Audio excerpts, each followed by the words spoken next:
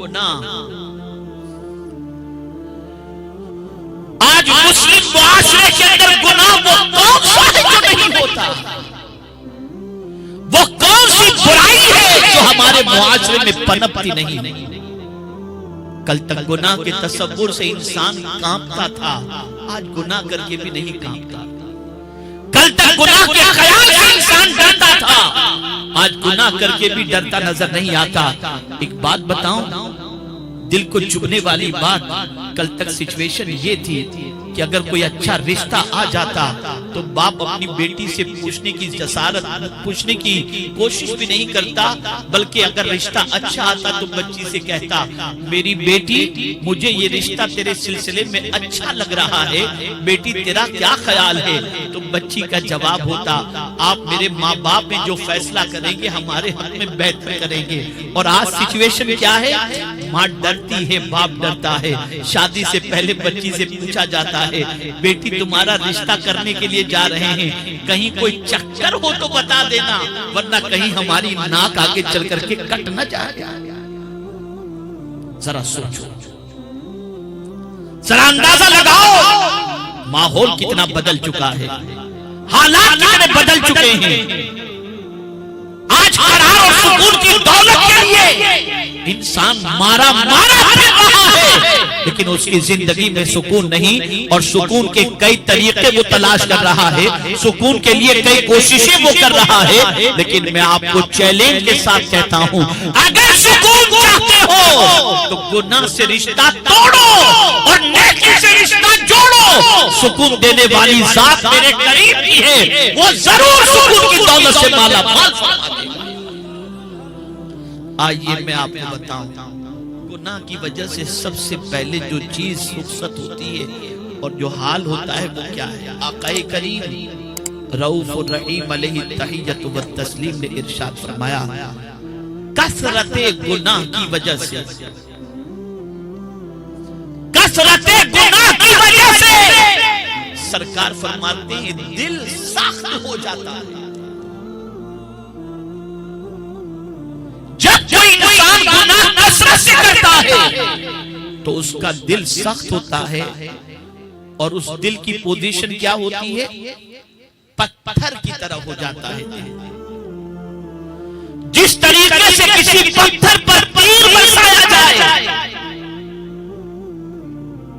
तो पत्थर के अंदर कोई फर्क नहीं पड़ता, लेकिन अगर केले का सुतून मौजूद है और उस पर अगर तीर चलाया जाए तो आर पार हो जाता है। जो नेकी करता है उसका दिल केले के सुतून की तरह, दरख्त के तने की तरह होता है, और जो गुनाह करता है उसका दिल पत्थर जैसा सख्त हो जाया करता है। अरे आका सल्लल्लाहु तआला अलैहि वसल्लम के प्यारे दीवानों, हम में और औलियाए किराम के अंदर तो यूं बहुत फर्क है, लेकिन एक बड़ा फर्क ये है कि हम गुनाह करके नहीं रोते, वो नेकियां करके रोते थे, वो नेकी करके रोते थे। और आज हम गुनाह करके कहाँ लगाते हैं? आज गुनाह करके ऐशो इशरत की जिंदगी गुजार रहे हैं, गुनाह करके तायुशात पे लम्हात गुजार रहे हैं, गुनाह करके मुस्कुरा रहे हैं, और अगर बुढ़ापे की दहलीज पर पहुंचकर गुनाह करने की ताकत न रही, या समझ लीजिए 50-55 क्रॉस कर गए और गुनाह करने की ताकत न रही, तो जवानी के किए हुए गुनाहों की लज्जत को याद करके अफसोस करते हैं। वो जिंदगी भी कितनी अच्छी थी जब गुलछड़ियां उड़ाते थे, मजे करते थे, ऐश करते थे। नादानो ये क्या मिजाज बन चुका है? पूछो उम्मुल मुमिनीन हजरत आयशा सिद्दीका रज़ियल्लाहु ताला अन्हा से, आक़ाए करीम सल्लल्लाहु ताला अलैहि वसल्लम से उम्मुल मुमिनीन ने सवाल पूछा, या रसूल अल्लाह सल्लल्लाहु ताला अलैहि वसल्लम, क्या कोई शख्स ऐसा भी है जो बगैर सवालों जवाब के जन्नत में चला जाए? रसूल आज़म ने फरमाया, हाँ आयशा, एक बंदा वो है जो सवालों जवाब के बगैर जन्नत में चला जाएगा। पूछा गया, हुजूर वो कौन? मेरे आका फरमाते हैं, आयशा, जो अपने गुनाह को याद करके रोता है, अल्लाह उससे सवालों जवाब नहीं करेगा, बगैर सवाल के जन्नत में दाखिल फरमा देगा। ये महफिलें मामूली महफिलें नहीं, اللہ عز و جل نے کچھ معصوم فرشتوں کو مقرر فرمایا ہے جو ان محفلوں کو تلاش کرتے ہیں، اور جب انہیں ذکر الہی کی محفل مل جاتی ہے تو اس محفل میں آ کر کے وہ بیٹھ جاتے ہیں۔ محفل ختم ہوتی ہے، بارگاہ سمدیت میں روانہ ہو جاتے ہیں تو میرا کریم فرشتوں سے پوچھتا ہے کہ فرشتوں کہاں سے آ رہے ہو؟ فرشتے جواب میں عرض کرتے ہیں مولا فلاں مقام پر تیرے بندے تیرا ذکر کر رہے تھے، ہم اس محفل میں حاضر تھے، اس محفل سے آ رہے ہیں۔ تو میرا کریم ارشاد فرماتا ہے اس محفل میں بیٹھنے والوں کی طلب کیا تھی، تڑپ کیا تھی؟ فرشتے جواب دیتے ہیں مولا وہ تجھ سے جنت کے متمنی اور جنت کے سائل تھے۔ میرا رب ارشاد فرماتا ہے کیا انہوں نے جنت دیکھی؟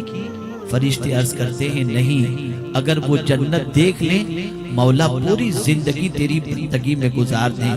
پھر پروردگار فرشتوں سے پوچھتا ہے کہ فرشتوں بتاؤ وہ کس چیز سے پناہ مانگتے تھے؟ فرشتے عرض کرتے ہیں وہ جہنم سے پناہ مانگتے تھے۔ میرا رب ارشاد فرماتا ہے کیا انہوں نے جہنم دیکھا ہے؟ فرشتے عرض کرتے ہیں مولا انہوں نے جہنم تو نہیں دیکھی۔ رب قدیر ارشاد فرماتا ہے اگر دیکھ لیں تو پروردگار کے معصوم فرشتے عرض کرتے ہیں مولا کبھی گناہ کی دہلیز پر نہ جائیں۔ میرا رب ارشاد فرماتا ہے میرے فرشتوں گواہ ہو جاؤ میں نے ان محفل والوں کی مغفرت فرما دی۔ تو فرشتے عرض کرتے ہیں مولا اس محفل میں ایک بندہ ایسا بھی تھا جو خاص ذکر کی محفل میں شرکت کے لیے نہیں گیا تھا، وہاں سے گزر رہا تھا، محفل چل رہی تھی، جا کر کے بیٹھ گیا، مولا اس کے لیے کیا حکم ہے؟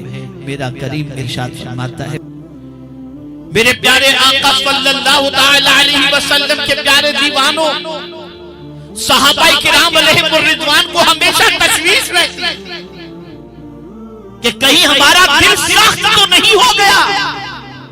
تو بارگاہ رسول صلی اللہ علیہ وسلم میں اس کے علاج کے لیے حاضر آتے، ایک صحابی حاضر بھی عرض کرتے ہیں یا رسول اللہ صلی اللہ تعالی علیہ وسلم میرا دل سخت ہو چکا ہے، سرکار اس کے لیے کوئی نسخہ عطا فرمائیں۔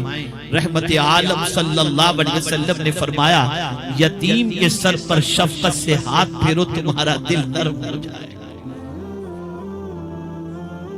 دل پر زنگ لگ جاتا ہے، اللہ اور اس کے رسول کی باتوں کے اثرات دل پر نہیں ہوتے۔ سرکار صلی اللہ علیہ وسلم کی بارگاہ کے اندر جب اس کی شکایت کی گئی تو آقا کریم صلی اللہ علیہ وسلم نے دو نسخے عطا فرمائے، ارشاد فرمایا دلوں کے زنگ کا علاج کثرت تلاوت القرآن اور ذکر موت ہے۔ تم کثرت سے قرآن شریف کی تلاوت کرو اور موت کو کثرت سے یاد کرو، اللہ تمہارے دل کا زنگ مٹا دے گا۔